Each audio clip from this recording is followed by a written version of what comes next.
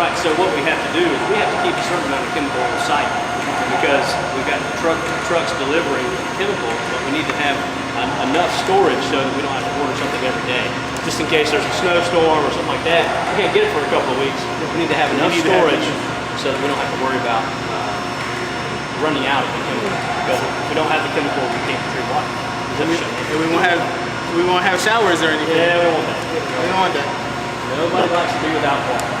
I actually live in Casey, which is across the river, and they've had a couple of outages. And I'm like, that's weird that it would be almost frequent that you would be out of water. Somebody didn't order one of these. So I see this is chloride. Right.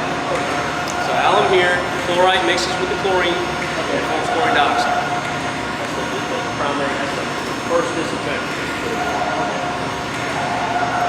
So these are our 4 different alum storage tanks. Yeah.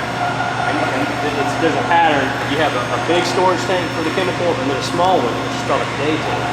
A day tank? So it's pumped into that day tank, and that's where we pull it out of so we can feed that chemical into the process. Okay. All right, so that tank will be yay high, and then it'll provide that chemical so that we don't have to worry about having to lift that chemical because we just push through. So that's you see that here, there, over here. So that's just kind of one of those things where we have bulk storage and we have a day tank so that we can feed that chemical out. Right here was our filters. We had 4 filters. And they were rated at 6 million gallons per day. Now we're rated at 84 million gallons. And Lake Murray is at 75. So you can see how we've grown and grown and grown. And how would somebody in 1906 know that we were going to need 84 million gallons of water when 6 was all they needed? Yeah, it wasn't as many at the time. It's sort of like the electrical grid. You know, you've got a house from the 40s that doesn't have nearly the electrical plugs and all that you need now because it's just using a whole lot more. You tell the difference right here, the green and the brown. Yeah. That's just one of our sedimentation, our sludge bags are not working. So it should look like green. We're about to take that one down to repair that and to get it back running. But in this next project, like I say, it was going to be the basin was going to be dredged. Part of that is newer sludge equipment, because that stuff has been pretty problematic for the last couple of years. So that guy over there, what exactly is he doing with the hole? What he's doing is he's either pushing down a hose or something. So the vacuum have a hose there that provide air to the walking mechanism, and then a tube that is allowing the sludge to be slowly sucked out using a siphon. So he's just he's moving things around. He's trying to keep things from getting twisted around because those hoses are pretty long. They could get wrapped around a pylon or something like that. How would you know if it was wrapped around? Well, you can. 4 times a day, those operators will come by and say, "Okay, well, I don't think I was working quite right." It's one of our maintenance guys. He's a SCADA tech. Okay. Our SCADA is our communication stuff. So any instrument that we have on the plant, he'll go and take a look at it. Okay. So he has to have electronics background. He has to have, some chemical, water quality background. He has to know what's going on out on the plant. And these are the same chemicals that go into the filtration process? Yes. So you've got alum here. Yeah. We've got 4 alum tanks. Caustic is a pH. Alum was the coagulant. Changes that pH of the charge on the water. Okay. It starts that coagulation and flocculation process. Caustic is a pH adjustment. The reaction for flocculation is pH dependent. So you don't want the pH to go down too low. The caustic will bring it back up. And so we use that to monitor and adjust that pH. The fluoride tank is just for your teeth. Yes. Corrosion inhibitor is for whenever we put the water out into the distribution system, it can be kind of aggressive on your household plumbing. Okay. And so that just kind of coats the plumbing and eat away at it? Stops the lead from leaching out of it. So, yeah, over the past couple of years, this has been in effect for about 10 years now, and we were pretty high on the lead and copper readings before that. And when we started putting this in and adjusting the pH up, so we have gone down way low. So before the corrosion inhibitor, they were using, what were they using as a substitute? They didn't have a substitute. I mean, they had a It pH wasn't- adjustment. Now, the water's not as aggressive as the pH is a little bit higher, but they didn't have this, and they needed to figure out how to meet the regulatory limits. So the regulatory limits actually went down. Okay. We said, oh, we're not going to meet those, so we need to figure out some way to engineer to get those levels down. And that corrosion inhibitor is how we did it. And since this has been, implemented, would you say the water is more safer?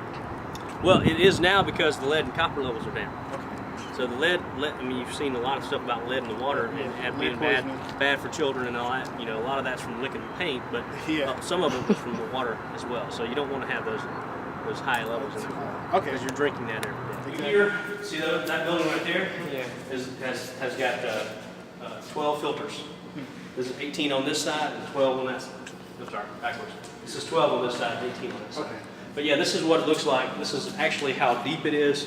And if you were to look in the filter and go 2 feet wide by 1 foot deep, this is what it would look like. So those aren't that deep? No, they're not. Oh, okay. They're not. They're not. You have about this much water in them, and it's pushing down just by gravity from the sedimentation basin. It's going through the anthracite coal, Oh, I see. the sand, and it's collecting Yeah. the clean water on the bottom. The Get a picture of this? filter cap right here keeps the sand and anthracite out.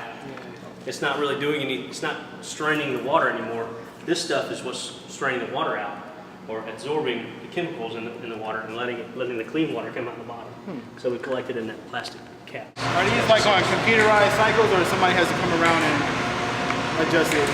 Well, you see, let me show you this.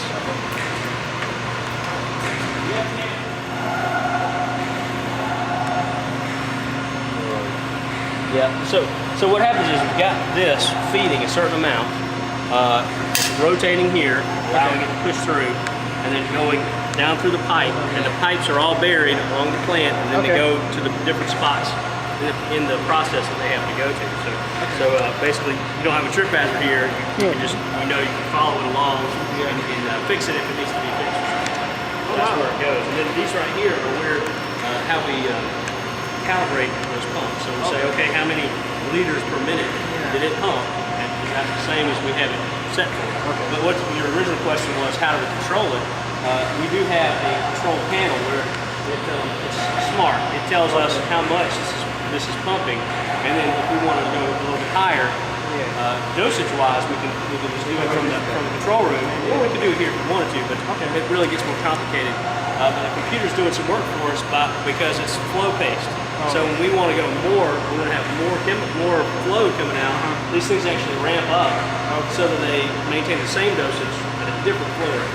So it's doing some thinking for us. If you have experience in your field, What would you say is the best part of your job? my job? Getting to hang out with you guys, tours and things like That's that. pretty awesome. Can't get no better than that, right? No, really, but part of my job is public education. Okay. Let people know how we do what we do, and then it's not easy. It takes a lot of money to do this, but it's a basic necessity of life. And so that's the cool part, is that you can't live without water. And you guys are Affects so basically many like people. you guys are basically like superheroes because you're saving Nobody lives. says that,